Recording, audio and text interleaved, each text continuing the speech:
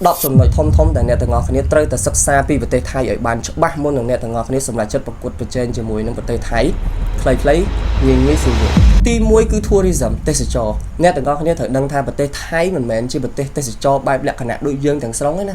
còn tay cái miếng thiết khăn bọc cái mến thầm đặt tây sẽ cho bài lệ khả bảo vật xa rồi có chỉ lệ khả tam cho nên sầm một xa đi còn tay cái miếng branding là bảy bởi dân vậy chứ bị xa không ai là xuống đất cứ tây sẽ cho mẹ là bảy brand thông nó lên con lốp xuất tại square vật tây thái hay xuất tạiตัว square vật tây thái hay vật tây thái miếng brand thông chia ra hay miếng xa tụm nợ bài brand thông đại chia là bọc luôn này chỉ chờ được kia vật tây Campuchia có flop tinh của bạn là vật tây thái tinh mẹ là bảy buổi thay dùng lụa nơi Campuchia vĩnh nè khác là tinh bẹt luôn này nắng dương sẽ đặt đằng được kia hay ca cầm nọt branding rồi bỏ kế cứ kế mình oi miên là bỏ ai đứa con là bỏ giá chớ này cái tay là cho chạp nè ngó đằng này cắt như người hay tha ra chả nào sầm quan này miên là kia thông cả đôi chuyện miên xa tụm nợ về nó cứ thông từ lìa cứ vật tây kế cứ kết rít chùm ràn xây từ cái búa hai còn miền là kia tràn khăn mình tên là nhật ní cứ chỉ cao với này dục tuấn rồi bỏ ruột phong rồi bỏ nẹt rosi phong rồi bỏ a phong nắng trăm dân đi thay tam cõi thay nhiên xây từ cái chùm rốt cứ trong sầm đại tôi lơ xây từ cách đây mình phân phải tôi lơ tái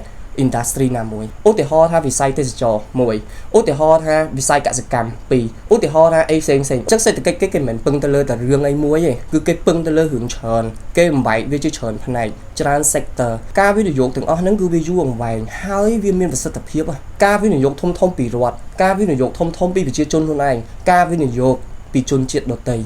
on trả chiết logistic hubឬក៏មិនជាក់មិនដុលដឹកជញ្ជូនយើងនិយាយអំពី Asian យើងដឹងហើយថាប្រទេសថៃមានទឹកដីបែបណាអញ្ចឹងការធ្វើ logistic ដឹកជញ្ជូននៃផ្សេងនៅតំបន់ Asian នេះគឺពឹងផ្អែកទៅលើប្រទេសថៃដូចគ្នាអានេះធំណាស់បើយើងនិយាយទៅគឺនិយាយពីរឿង Asian ហ្មងនៅ Asian យើងនេះថៃគឺជាបងធំមួយដែរគេមានទឹកដីល្អគេមានតំបន់ល្អវាយចេញទៅគ្រប់ច្រក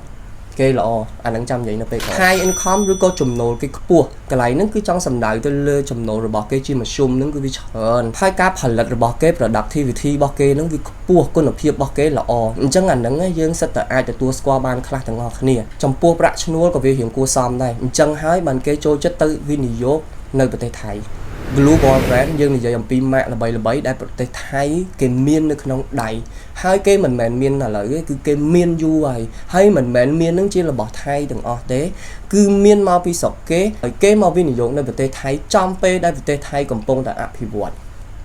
អញ្ចឹងសំណួរសួរថាហ្នឹងវាជាគេអានេះគឺជាការអនុវត្តរបស់គេវាជាឱកាសរបស់គេវាជា opportunity របស់គេដែលគេអាចធ្វើឲ្យប្រទេសគេរីកចម្រើនទៅតាមនឹងដែរ healthcare យើងនិយាយអំពីវិស័យសុខាភិបាលបើយើងនិយាយអំពីវិស័យសុខាភិបាលរបស់គេវិញគេមិនត្រឹមតែរីកចម្រើនពីមួយតំណែងទៅមួយតំណែងឯងគេអាចផលិតនេះផលិតនោះធ្វើនេះធ្វើនោះគេ surgery គេធ្វើថ្នាំគេធ្វើឲ្យបានច្រើនមែនតើអញ្ចឹងហើយទៅប្រទេសថៃវារីកចម្រើនហើយសូម្បីតែយើងប្រទេសកម្ពុជាក៏ទៅពេទ្យថៃដែរពីមុនមែនអត់ឥឡូវយើងពិបាកបន្តិចហើយគេហៅថា medical tourism ឬក៏យើងអាចនិយាយមួយម៉ាត់ទៀតឲ្យស្រួលស្រាប់សម្រាប់ខ្មែរយើងគឺទៅព្យាបាលគេហ្នឹងគឺទៅទេសចរទៅព្យាបាលហ្មង export គឺនិយាយអំពីការនាំចេញរបស់ប្រទេសថៃហ្នឹងគឺចេញបានច្រើនច្រកខ្លាំងមែនតើព្រោះទឹកដីរបស់គេធំ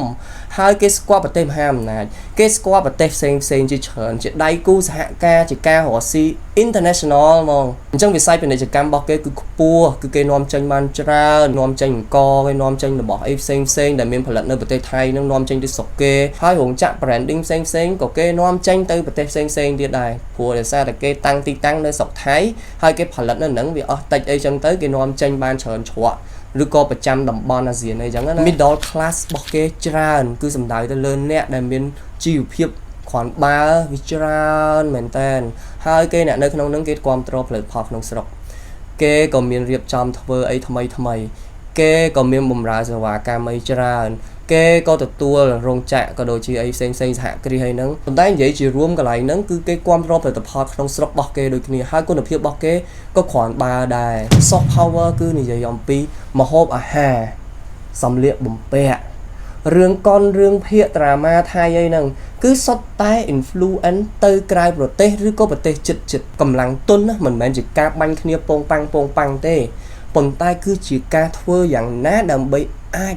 យកចិត្តរបស់អ្នកដទៃឬក៏អាចធ្វើឲ្យគេធ្វើតាមខ្លួនឯងឬក៏អីមួយយ៉ាងពាក្យថា influence គឺធ្វើឲ្យយើងនឹងទៅតាមគេស្របតាមគេឬក៏ចូលចិត្តរបស់គេឬក៏ជះឥទ្ធិពល មកកាន់យើង10ចំណុចនេះខ្ញុំនឹងបំបែកវាមួយឲ្យបងប្អូនទាំងអស់គ្នាបានទស្សនាប៉ុន្តែខ្ញុំចង់ដឹងចិត្តបងប្អូនទាំងអស់គ្នាថាតើបងប្អូនទាំងអស់គ្នាចង់ដឹងចំណុចណាមុនគេ